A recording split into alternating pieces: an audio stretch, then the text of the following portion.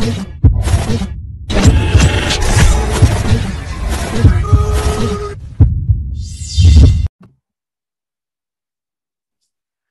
right, what up, world? Another edition of Riding Dirty Raw, and today we have the beautiful, talented Miss Zaakiyah. How are you doing today? I'm doing good. All right, now I gotta say, why do pretty girls do the parade wave? I think it's more classy. Okay, all right, okay. So look, let's get into it, man. Because I know you just dropped a brand new project, and I know the world is wondering where this talented lady come from? Where does a talented young lady come from? So let the people know, first and foremost, where you're from. I am from Forsyth, Georgia. I stay in Macon, Georgia. I've been in Georgia all my life. This is my home. Okay, there's some people who are watching this interview right now, like Forsyth, Georgia. What the hell? Where's Forsyth, Georgia? The country. We're in the country. All right, what was it like growing up in Forsyth? Because that's not a big town. What's the population like? How many people graduated when you graduated? I think it was like 400, 500 in our class. We're big. Our town is very country. We have festivals. We have, little stuff, to bring the community together. As far as in growing up, it was easy. I had a lot of friends. I had a lot of, events to do. I was in chorus throughout middle school, high school. I did cheerleading throughout high school. I did a little bit in middle school. I tried to stay an active person, at least be. Okay. Were you very popular in school? Like, what was the popularity like? Was the guys getting at you? Or the girls getting at you? Yes, a lot. And, some was kind of hesitant because, I had a lot of stepbrothers as well as my real brother, Bruce McCall. He knew, like, to tell his friends, like, yeah, my sisters are off limits. So, I tried to stay out the way and tried to stay, with the books. I kept AB throughout high school and, tried to keep it together. Okay, so you had bully brothers keeping the guys away. Yes, and they was scared of them, like, Okay, all right. Now, because you mentioned chorus, when did you realize, because singing in chorus is one thing, but being out front, doing your own thing without that harmonizing voice of a chorus, like when did you realize that you had a skill set that you can do it alone? In all honesty, it's way before chorus. As far as in the middle school and high school, I did a lot of choir. Doing choir really brought me out, with my shyness, as well as like, I know when I started doing as much as I was doing, I'm like, I can sing, like, and I'm getting so many people to tell me like, you need to go somewhere, you need to do something with your life, and, especially with the voice and talent that you have. So I always have, had a boost, and for me to really just take it serious is like when I really just started working with Dex, and Dex put me on with Crad, and Crad was like, you good, like you need to push it more. So that's really when I really got serious, probably like a year or two ago, like really just trying to focus. And I'm like, yeah, I think I can do something with this. All right, now who are some of the people, because you are R&B talent, who are some of the people, whether it's R&B, blues, whatever, who are some of the people, who are some of your predecessors who have influenced you when it comes to making quality music? My brother, Bruce McCall, he is a big push for me, for foremost. He was trying to more get me on the rap, and I'm like, I got to sing. I want people to hear me. I don't want to, put more into rap. I want to put more into being an R&B singer. So I worked on that. Dex pushed me a lot. Like, Dex was the main one who helped me to be like, you got talent. I don't think you're ready. He'll come back probably a year later, like, you got talent. I don't think you're ready. And so, when he finally just felt like I was ready to go, he was like, hey, this is what we own. This is what we finna start doing. So from that point, I'm like, okay, I know he's serious now, so now I got to be on my A game, as well as Craig. Craig was a big help. Like, with me just listening to what he done put out here and seeing how much, he done work for his name, like, for in making, you know what I'm saying? I knew, like, then like, okay, I'm with a team that's really gonna help me move forward and push and really, you know, try to get my music out there instead of, you know, just trying to have it in just my hometown. All right, now you mentioned a very, very important word, team. How important, or what would you tell other artists that are getting in the game, how important it is to assemble the proper people to help push? I would most definitely tell them like it's okay to do your own thing, but to have someone who really pushing you and putting you out there, and then not only like, you know, just see you as an investment, they see you as someone who really has potential. Those are the people that you need to keep around you. Like that's who helped me get my head on strong and like, okay, I know they're not looking at me just for an investment. They really see potential and they want me to have more in life and, you know, just to see me grow. So y'all need a team. Y'all do. Like, I know it's okay to be solo, but a team will help you really get it together, like, and get out there with your music or whatever you're doing in life. Okay. All right. Now, being that your team are gentlemen, how important is that? Because I know a lot of times when women work together, a lot of women bond strongly together, and then a lot of times, a lot of women work better with men, especially if they, because you mentioned your brother. A lot of times when you have someone who's older than you, it's easier to listen to that male voice. Like, is it important to have an all male team, or, you know, like, tell us more about your team? Because I know Deck, and Deck is a great guy. So, like, talk more about that male influence being in your life and keeping you in check. Honestly, I prefer being around dudes, only because I never really had a father figure growing up. It was just me, my mom, and my brothers and my sisters. And, you know, my brother tried to play the father, but, you know, it doesn't own up to when you really just, you start meeting people and not people who just see you, oh, okay, you look good, but someone who actually like, this is what we own. This is what we're doing, you know, and they only look at it like this is business. And that's what I tell a lot of people, like, I don't mind doing work with a lot of people, but when it comes to business and it comes to like me pushing my music and my career, that's business. So working with Dexter, I felt that comfort, like, okay, I know when I go with Dexter, it's gonna be business, or I know when I'm working with Craig, I can go in the studio and I can do this by myself, you know, just thinking on nothing but business. So, I mean, I don't think it's more of a feminine thing. It's just more of, I feel like whatever best fits y'all, like y'all should do it. But me personally, I prefer working with my same little crew who I've been working with. I don't mind stepping out and working with different people, but you know, when it comes to business, I like more of it being on a business tip than a personal level. So I try to keep business and personal separate. All right, now, speaking of the team and speaking of business, this in the history of this industry, we've always heard horror stories from, you know, female artists, casting couch, or women not being taken serious for their talent. In your short career, have you had any situations like that, or because you surrounded yourself by strong Black men, you avoided it? Yes. When I first started out, and this was like before I became serious, it was just like featuring on a lot of people's work. It was more of, I think everybody wanted to be on a personal level. And it's like, yeah, okay, if we're gonna be on a personal level, like I need to know that up front, you know. So that's kind of what laid me back on working with a lot of people, and I started doing my own little thing, because it was more when I first started working, people just wanted me to feature, and you know, true enough, they wanted to feature, but then it's like, you pretty, you cool, you got a good personality.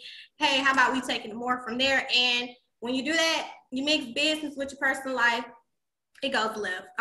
So I think it messes up and it slows me down. So like, it's best to keep everything separate when you're doing the business. Like, keep your head focused. Like right now, I'm single. I try to keep that, because you know, when you have so much going on in your personal life, it affects your business, and I don't want that at all. That was going to be my next question. Are you single, and how do you manage being young? How do you manage a dating life and being single? Or how do you manage a dating life or being single and pursuing the industry? Like, how do you combine the things?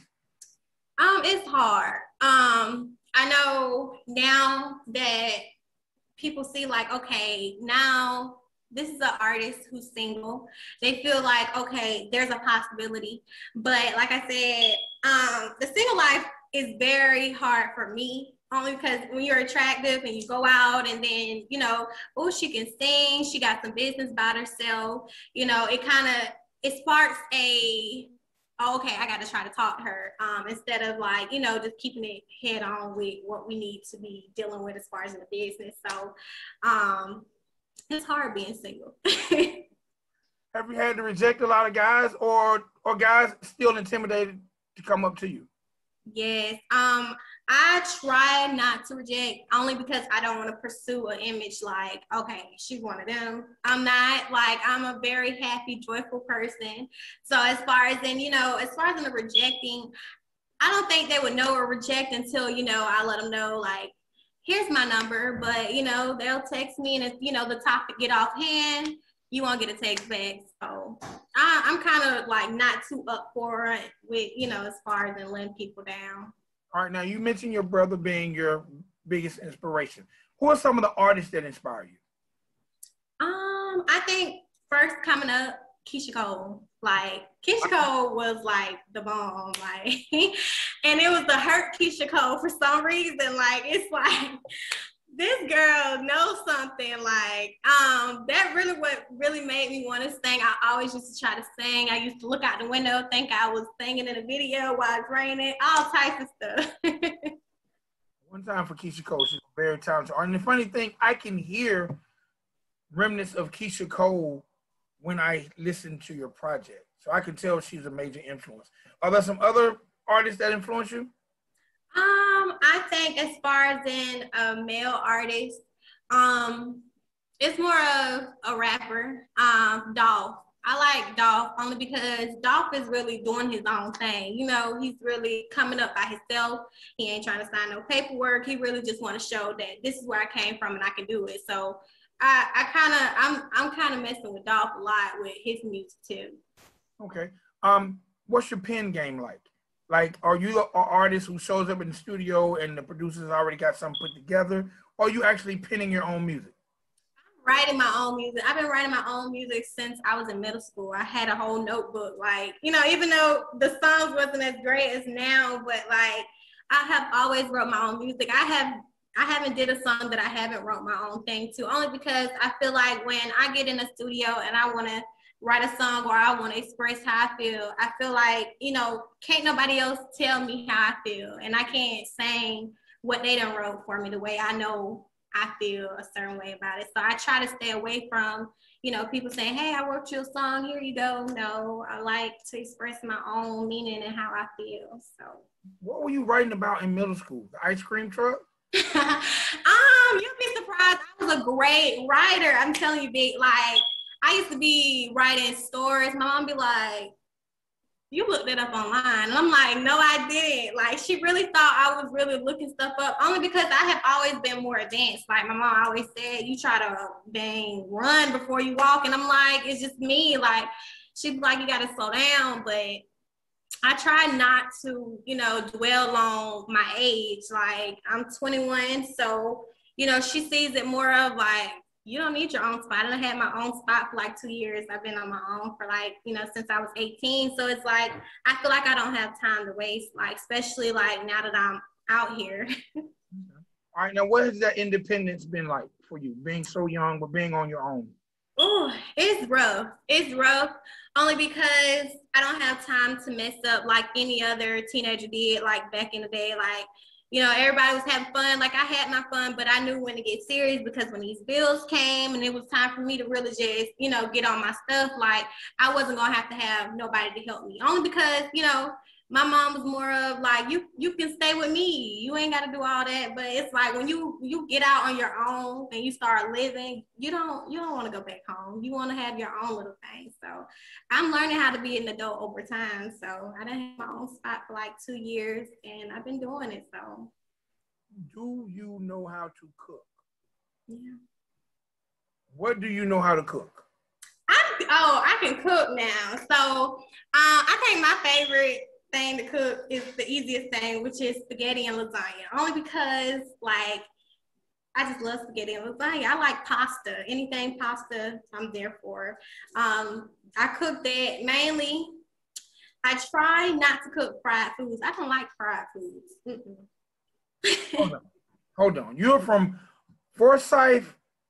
You're from deep south, and you don't like fried food? No, I do not. Only because when you coming up in a house full of kids, they like, let me just whip up some fried chicken, and you know, that's it. That's all. Like they'll do the fried chicken and some mashed potatoes. Like I want to eat something different, so I kind of stay away from fried food. I done had enough of that. I'm sorry. I wish I had your patience. I'm here for all the fried food. I'm sorry. I don't want to put this out there, but it'll probably be the daggum death of me, man. Give me some fried anything. I'm not. No. All right, now that you've stepped out into the world with a project, like how are your friends looking at you? Are they looking at you as a serious artist? Have they always looked at you as a serious artist? Like how have things changed since you've released an official project? I say as soon as I dropped my first project, my hometown went crazy. Like, especially the people who really just be up under me, like they like, when you gonna drop it? When you gonna drop it? And I'm like, you know, time is money. Like, we're gonna let you know. So it's just like I've been wanting to drop my projects for the longest. Dex always be like, we ain't ready. We ain't ready. We ain't ready. So finally he told me, okay, we can do it.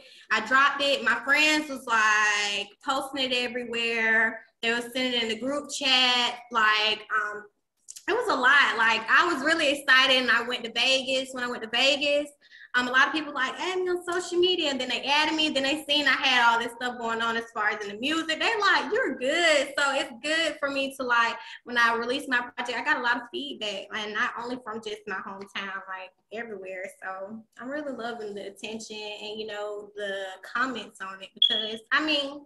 I always knew like my music is great. Only, you know, that's what an artist gonna think about their music. If they don't think that, something is seriously wrong. So, but just to hear it from other people, it gave me more hope. Okay.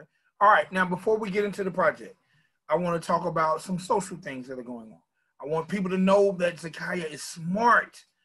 Man, we live in an era right now that, man, a lot of things are coming to the forefront when it comes to ladies. The Me Too movement, a lot of women have experienced some things that maybe years ago they wouldn't talk about that they're talking about now. Man, we got a brand new president. We got a pandemic. Let's first talk about the pandemic. How have you dealt with the pandemic, especially recording a project during the time of the pandemic, and has that hindered you when it comes to performing?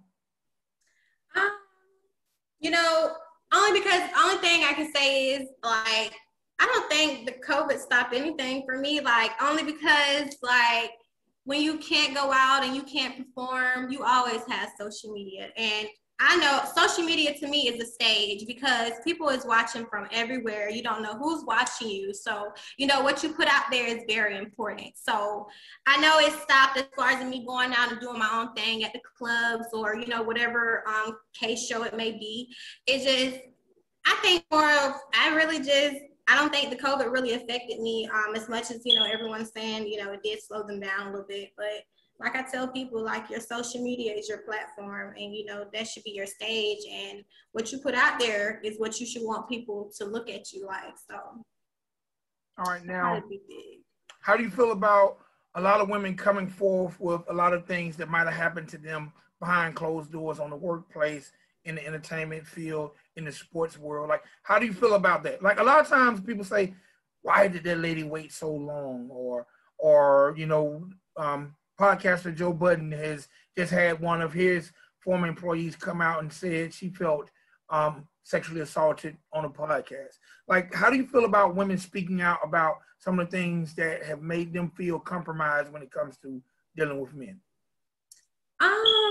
I think we have a lot of time now. We got too much time on our hands. So we stand here and we, you know, I don't think it's more of, people be like, it's false accusations. I think it's more of like, we got time, we sitting down, we sit in a room and we like, everything hitting you. So I feel like, it is a point where people do have their breaking points, and I don't know what strikes that breaking point to let them release, what's really going on in the actual world of what, what's going on around them. But I feel like it's a time that, I think that's why a lot of women, we're not following the trend. Like they say we got too much say so, but now that we're so independent, I just feel like women can voice how they actually feel, voice what they've been through, voice how, their surroundings are, instead of, being scared or feel like, they're the bad person, when they reach out and speak on certain things. So as far as in that, I just feel like women should actually speak more, you know what I'm saying? A lot of males do not like that. And I'm very independent and I'm very talkative. So, I kind of have a bad mouth as far as in speaking on certain things, but I feel like everyone has a voice, and I feel like, no one knows what people actually go through for them to judge them or what, what they come out with. How did you feel when we got our very first ever female vice president and she was a woman of color? I was excited because when, like I know I didn't grow up back in the day to actually know how it is to actually have someone in office as far as an African American. But just for me to learn the history coming up in high school, like knowing this stuff, we done came a long way. And, we got a lot of ways to go, but it's a start. I was very happy for that. I was very excited, only because people didn't think that was going to happen. And I just know we still got a long ways to go, but that was a starting point for everything. Okay. All right, let's get into life lessons a little bit. Why did you pick that title, Life Lessons, Volume 1? Like I said, I've been writing for a long time. So it was more of, okay, let me do this song. I'm going to get in the studio, do this song. It was just a lot of songs that I did over the years. And it was like, it taught me a lot of stuff, only because when I finally came out with my project, it felt like a release. Like, it felt a release only because people be like, you happy in this song, and then it sounds like you don't care in this song, but it sounds like you're emotional here. So it was just over time, like my emotions on different situations that I experienced. Okay. All right, now a song I definitely said I was going to ask you about, Cynthia. Tell me a little bit about that record. Okay, that one was for my granny. Granny, her name is Cynthia Jean Wood. She passed. It wasn't something that I was expecting. That's the first death that really just me experiencing. I felt like she needed to have her name out there. Like, I'm saying, okay, if I put this project out, I want them to know, like, you got a loved one, like, this is how you felt, and this is how I feel towards, her leaving me. It was kind of hard. It still is hard to this day, like, just talking about it. It's very hard, only because, like, my granny was everything. She was just as joyful as me, silly. I just felt like, okay, if I blow, I want her name to be known. So, yeah, I listened to Cynthia today, just to have it out there. Right. Man, the song really touched me. That's why I wanted to talk about it first. But there's a lot of other songs on here that I think really epitomize who you are. Like, I really like Vice Versa. Talk a little bit about that. That's kind of like a role switch. Talk about Vice Versa. Coming up, I just always seen the other role, especially with all my brothers. So it's like, okay, this is what goes on the other end when, they telling us this, that, and the third, and, they expect us to go for it. So me, I have never been one of those to actually go for a lot of stuff, only because I have brothers. I done seen it.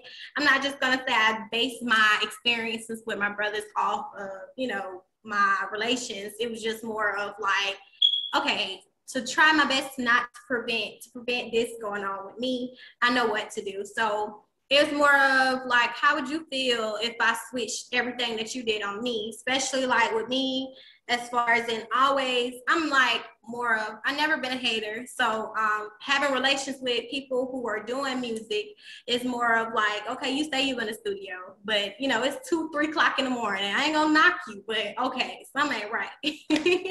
You ain't never been in the studio at 2, 3 in the morning? No, never. Only because I have my stuff wrote big. When I get there, I want it wrote. I'll tweak it a little bit, what we need to fix. Other than that, we'll be gone out the studio within an hour or two. Okay. True Colors, which was another one of my favorite with Crad. Talk about that one. True Colors was more of about my ex. He's in prison right now. It was more of about, you know, it's like he wanted so much of me when I was coming up. We were together 3.5 years. So basically my whole high school.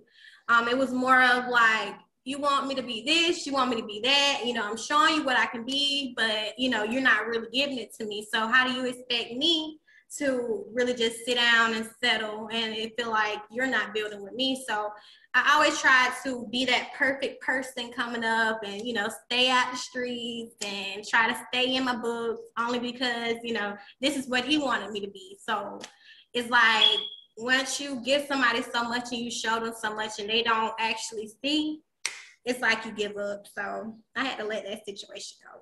Well, I gotta ask, how did you feel when he got incarcerated, especially being that y'all were together for so long? Like, how did you feel? Hurt. I was very hurt, only because like I feel like he didn't deserve it. He did need to sit down, but I feel like he didn't deserve it. I feel like he got his time taken away. He'd been there since he was like 20. So no, he's been there since 19. He's 23 or 22. So it's like he really ain't had his youth. Like he was moving too fast and he got it took. So hopefully, you know, when he do come home, he do sit down and he really get, you know, the chip off his shoulder and really do what he needs to do to grow. Like I don't knock him, you know, people have setbacks, but I just hope he do get out and do what's best for him. Okay. All right. I don't want to give the whole project away to the people by naming all the songs because I want them to check it out. All in all, if you had to give yourself a personal grade on your first project. Let me tell you before you answer that, let me tell you what I like most about this project. You kept it short, simple. It's very easy listen. It's only 23 minutes long, 7 songs. And I think it was a great introduction to who you are. When you finished it and you listened to it and you were able to analyze where you're at in your life right now upon the completion of the project, what did you say to yourself? I'm thankful that I came over a lot of the lessons that I learned throughout each of those songs. I know I got a lot more to deal with in life since I'm so young, but it's like those were some major key points that, you know, I don't want to go back through as far as in any of that, but it's life, you know. That's why we are coming out with another Life Lessons Volume 2. So by that time, you know, it'll be more experience. It'll be more explaining of, you know, not only do I just go through this and, you know, life is perfectly, because I did put the last song of Happily Ever After, but it's not Happily Ever After, it's life, you know. So I know I got a lot more, you know, things to speak on. I got a lot of stuff that I really just want to put out there, but that was like the introduction to let you know, like, hey, you know, everybody goes through something and it's best to release it. And my best way to release it is put it in my music. All right. Will there be any type of performances, or how will people be able to catch you live and in person? Because I want to see you on stage. I want to see you give this project to the people in the proper way.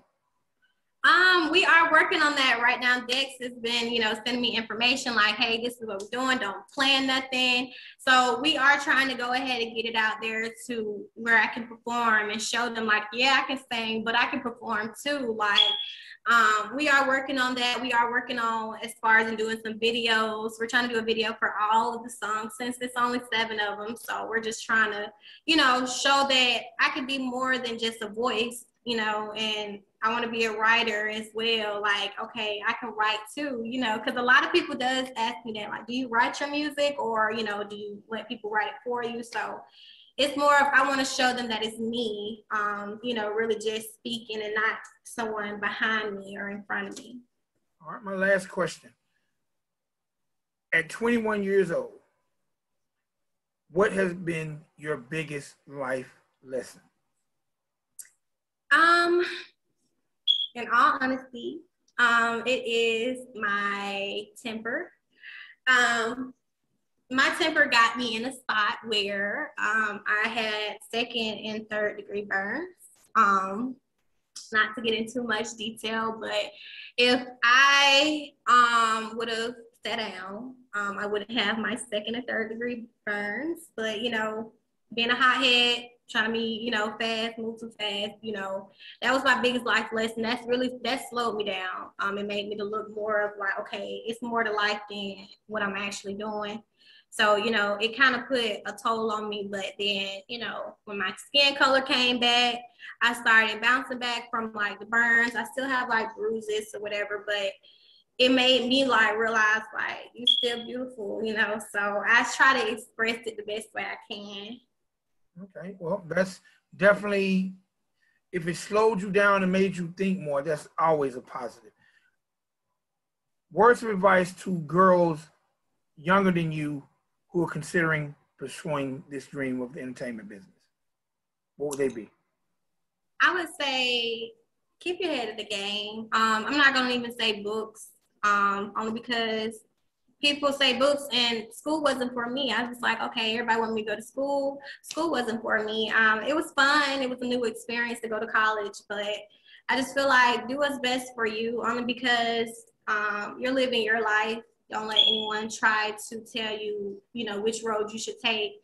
I feel like everybody make mistakes. If you want to make a mistake, let it be your mistake. Don't let it be someone telling you to do this and then you're like, why did I do that? You know, so I just tell them to really do their own thing. Like, don't try to follow the trend. Don't try to listen to rumors. You know, just be yourself, because I most definitely do. Okay. Let them know one last time how to find their project and the project title. Yes, sir. So you can find it on iTunes, Apple Music, SoundCloud. You can find it on Google Play. You can find it on YouTube. It is Life Lessons Volume 1 by Zaakiyah. All right. Thank you so much. Please enjoy the rest of your day. Thank you.